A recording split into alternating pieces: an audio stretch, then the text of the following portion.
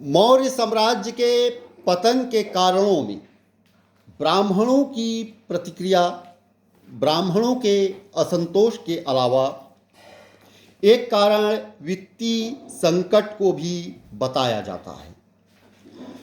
सेना पर और प्रशासनिक अधिकारियों पर होने वाले भारी खर्च के बोझ से मौर्य साम्राज्य के सामने वित्तीय संकट खड़ा हो गया। जहाँ तक हमें मालूम है, प्राचीन काल में सबसे विशाल सेना मौर्यों की थी और सबसे बड़ा प्रशासन तंत्र भी उन्हीं का था। प्रजा पर तरह तरह के कर थोपने के बावजूद इतने विशाल ऊपरी ढांचे को बनाए रखना बड़ा ही कठिन था। लगता है कि अशोक ने बौद्ध भिक्षुओं को इतना दान दिया कि राजकोष ही खाली हो गया। अंतिम अवस्था में अपने खर्च को पूरा करने के लिए मौर्यों को सोने की देव प्रतिमाएं तक गलानी पड़ी। वित्तीय संकट भी एक प्रमुख कारण हो सकता है, क्योंकि मौर्य शासकों के धर्मार्थ कार्यों की पूर्ति के लिए राजकोष पर बोझ पड़ा। ये भी कहा जाता है कि सोने की देव प्रतिमाएं तक उन्हें गलानी पड़ी।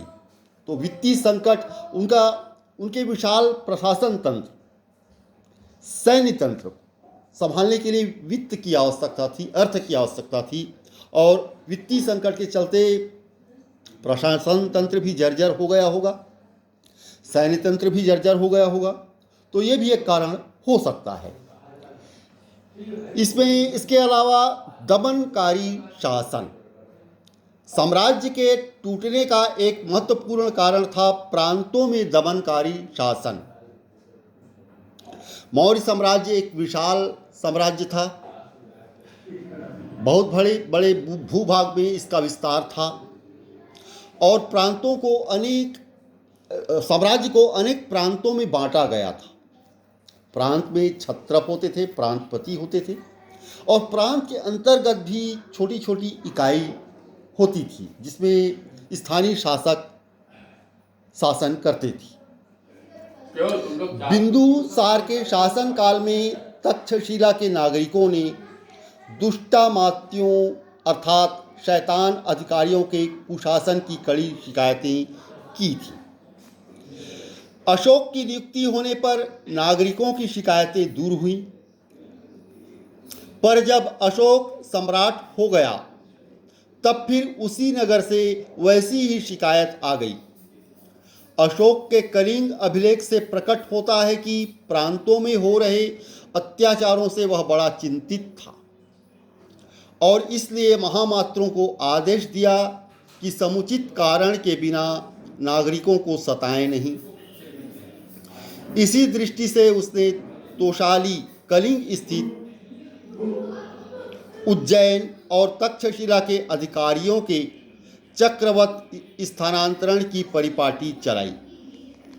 उसने स्वयं 256 रातें धर्म यात्रा पर बिताई ताकि इस क्रम में प्रशासन की देखभाल भी की जाए।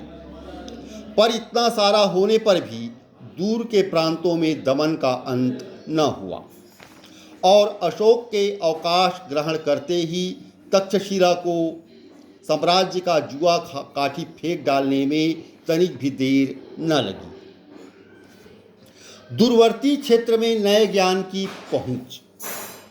हम देख चुके हैं कि किस प्रकार मगध अपनी कतिपय मूलभूत भौतिक उत्कृष्टताओं के कारण फलता फूलता गया। मगध साम्राज्य के विस्तार के फलस्वरूप ज्यों ही भौतिक संस्कृति के ये तत्व मध्य भारत, दक्कन और कलिंग पहुंच गए, त्यों ही गंगा का मैदान, जो साम्राज्य का हृदय स्थल था, अपनी सारी उत्कृष्टता खो बैठा।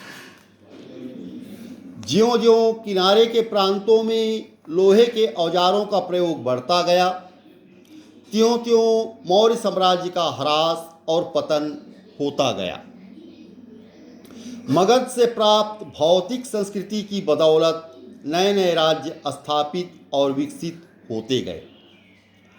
इससे स्पष्ट हो जाता है कि मध्य भारत में शुंगों और कनुओं का, कलिंग में चेदियों का और दक्कन में सातवाहनों का उदय कैसे हुआ। भौतिक संस्कृति के विस्तार से, जिसमें लोहे का प्रयोग, नए नगरों का उदय, उत्तरी काली पालिशदार मृदभांड वाले बर्तनों का प्रयोग, घेरदार ईंटों वाले कुओं का निर्माण, ये सब नई भौतिक संस्कृतियां थी जिनका विस्तार सुदूर क्षेत्र में हुआ और लोग जागरूक होते गए, भौतिक रूप से संपन्न, सुदृढ़ होते गए। जाहिर सी बात है उनमें बौद्धिकता भी आई होगी और नए नए राज्य स्थापित होते चले गए। केंद्रीय राज्य जर्जर, दुर्बल होने लगा और सुदूर क्षेत्रों के प्रांत प्रति क्षत्रप अथवा गवर्नर वे शक्तिशाली होते गए और उन्होंने अपना स्वतंत्र स्वाधीन साम्राज्य स्थापित करना प्रारंभ कर दिया।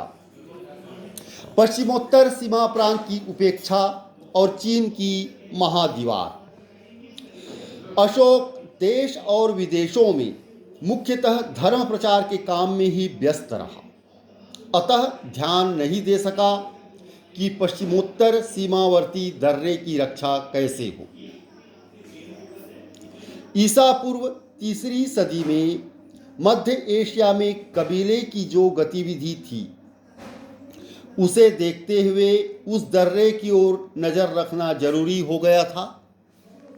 सिथियन शक लोग निरंतर जहाँ तहाँ भटक रहे थे। अपने घोड़ों पर भरोसा रखने वाले खानाबदोश सिथियन शक चीन और भारत के स्थायी साम्राज्यों के लिए गंभीर खतरा बने हुए थे। चीन के राजा शी हुआंगती, जिसका कार्यकाल 247 से 210 ईसा पूर्व है, ने इन शकों के हमले से अपने साम्राज्य की रक्षा के लिए लगभग 220 ईसा पूर्व में चीनी महादीवार बनवाई। अशोक ने ऐसा कोई उपाय नहीं किया। उसने साम्राज्य के सीमावर्ती क्षेत्रों की सुरक्षा पर ध्यान नहीं दिया, सीमा की सुरक्षा पर भी ध्यान नहीं दिया। स्वभावतः जब सिथियन शक भारत की ओर बढ़े तो उन्होंने पार्थियनों, शकों और यूनानियों को भारत की ओर ढकेल दिया।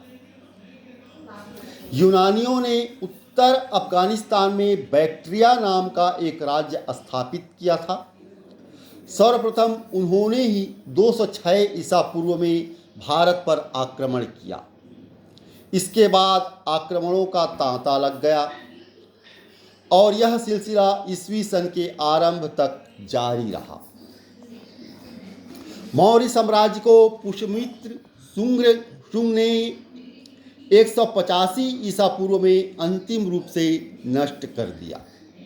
ब्राह्मण होते हुए भी वह अंतिम मौर्य राजा बृहद्रथ का एक सेनापति था। कहा जाता है कि उसने लोगों के सामने बृहद्रथ को मार डाला और बलपूर्वक पाटलिपुत्र का राज सिंहासन हड़प लिया। शुंग वंशियों ने पाटलिपुत्र और मध्य भारत में शासन किया और ब्राह्मण मार्गी जीवन पद्धति का पुनरारंभ दिखने के लिए कई वैदिक यज्ञ किए। कहा जाता है कि उन्होंने बौद्धों को सताया भी। उनकी जगह कण्व वंशी आए और वे भी ब्राह्मण ही थे। अतः मौर्य साम्राज्य के पतन के लिए प्रथम कारण ब्राह्मणों की प्रतिक्रिया, ब्राह्मणवादी असंतोष को माना जाता है। वित्तीय संकट भी इसका एक कारण हो सकता है। प्रांत पतियों क्षत्रपों का दमनकारी शासन भी कारण हो सकता है। भौतिक संस्कृति का विस्तार भी कारण हो सकता है, जिससे नए नए साम्राज्य पनपे और वे शक्तिशाली होते गए। और पश्चिमोत्तर सीमा प्रांत की उपेक्षा भी एक कारण हो सकती है।